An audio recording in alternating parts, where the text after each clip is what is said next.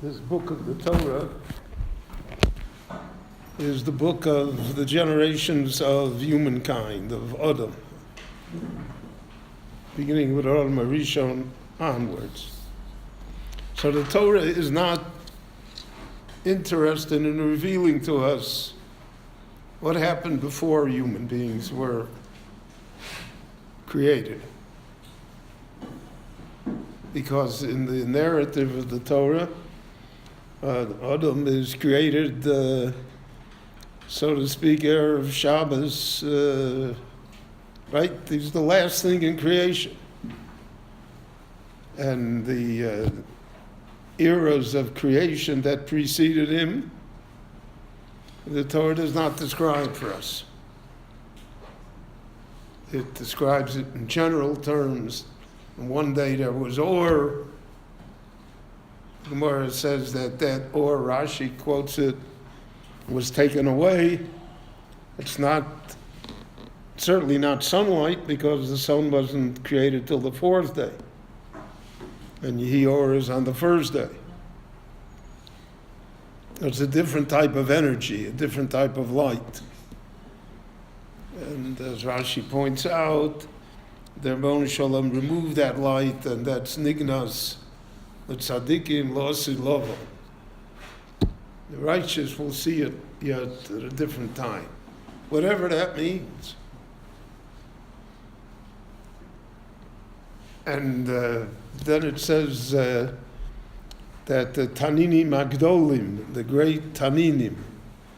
Tanin is a serpent, a dragon. Maybe it's the dinosaurs. We don't know. Who knows what it was? The Torah does not reveal to us anything that went on. Now the Gemara says, Dover Tziva le'elef dor, the pasuk that we say every day, that the Torah was given to the 1,000th generation. Well, if you count from Adam to Moshe, there only are 36 generations. So the Gemara assumes that there were 964 generations before Adam, whatever that means. And then the Medrash says, Bone olomos umachrivam, that many worlds were created and they were destroyed until our planet, so to speak, made it. And if that wouldn't be sufficient, there are all sorts of midrashim. There are midrashim that that original man had no thumbs. He had only 4 fingers. And it wasn't until later, till the time of Noah, that people had thumbs.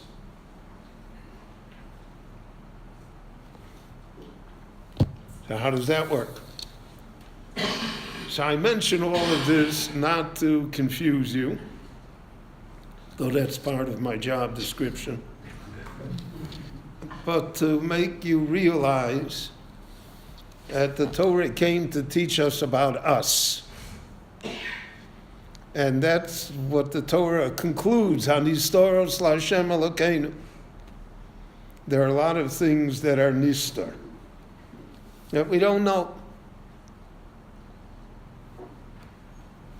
And that even though human beings are very curious, and we would like to know everything, and science delves into it, so we find fossils and other things that indicate all sorts of different things that existed in the world that we do not know.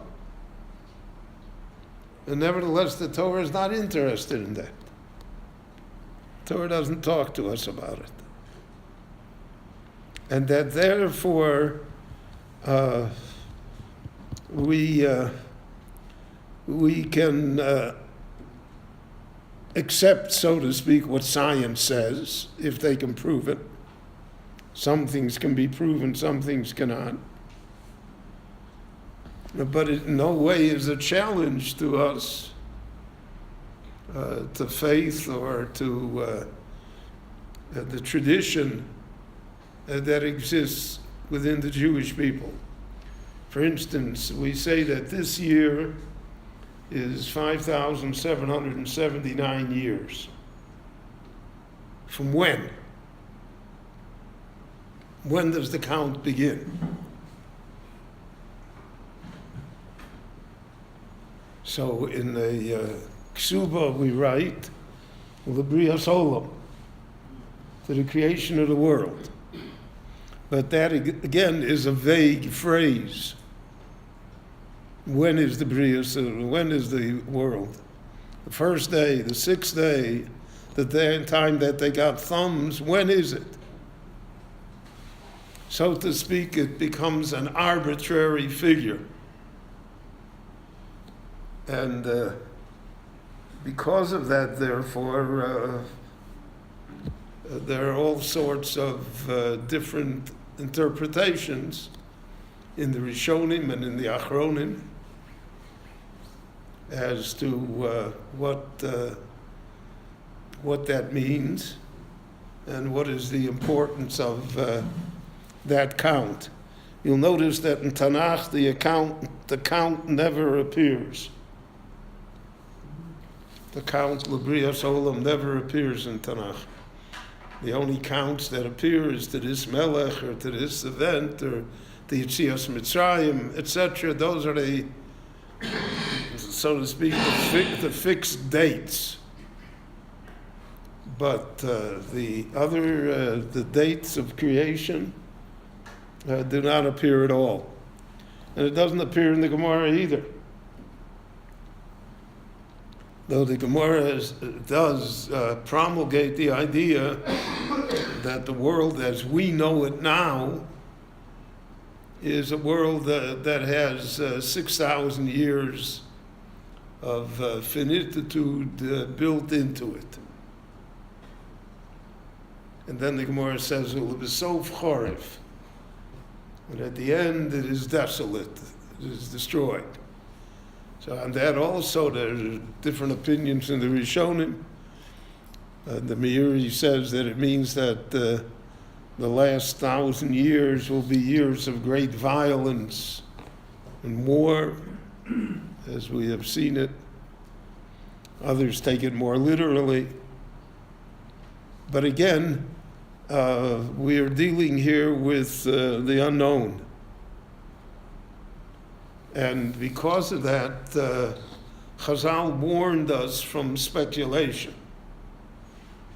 Because when you speculate on something and you say it's going to happen, and then it doesn't happen, so then the occasion's always a loss of faith.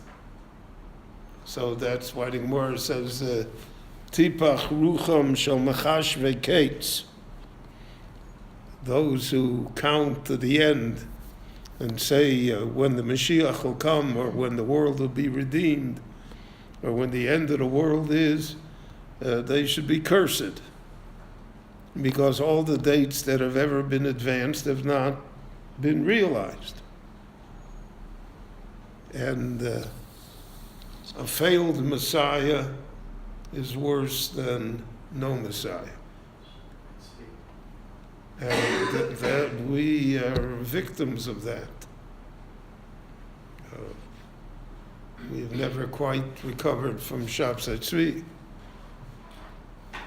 And therefore, all of these things have to be treated gently and not become established matters of faith.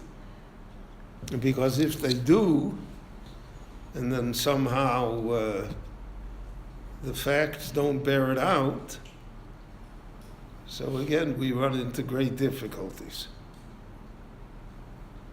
So there was just to give you an example here of, there was a competition here in Israel between Coca-Cola and Pepsi Cola.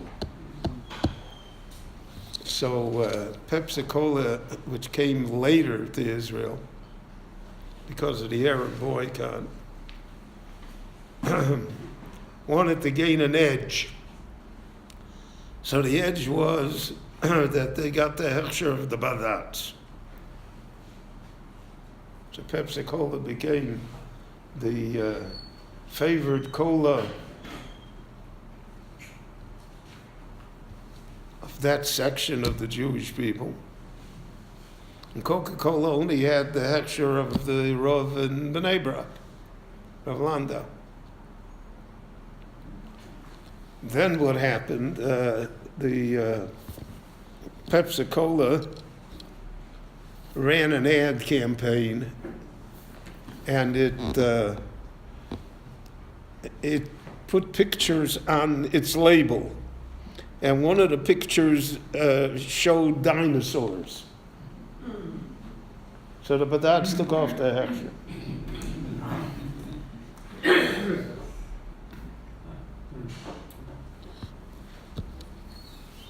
That really didn't affect me because I don't drink Pepsi usually. But to take dinosaurs and make that a matter of faith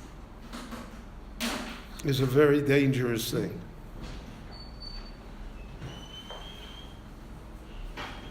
And Chazal purposely warned us against such behavior because of the fact that these things result from it. There was a Jew, I used his parish here in the Friday morning a number of years ago. His name was Gedalia Nadal. He was the Talmud Muvak of the Chazon Ish. He was the biggest Gaon in Bnei Brak. But he was a very different person. And he wrote a parish to bereishis,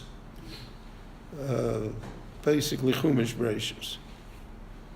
And in it, he says all sorts of wild things. He says, evolution is right, and all of the world is billions of years old, and all the things. But he made his children promise him that they would not publish his writings, his parish, while he was still alive. But after he passed away, so it still exists. It's like an underground pamphlet. It doesn't exist as a bound book, but it does exist, and it makes the rounds in many circles. But to